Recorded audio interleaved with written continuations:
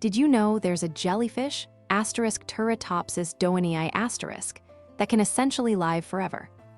No, seriously. When stressed or injured, instead of dying, it reverts back to its polyp stage, a blob of cells. Imagine aging backwards. From that polyp, it can then grow into a brand new, genetically identical jellyfish. It's like hitting reset on life. Scientists are studying Turritopsis dowenii asterisk, hoping to unlock secrets of immortality. But there's a catch. This reset makes a copy.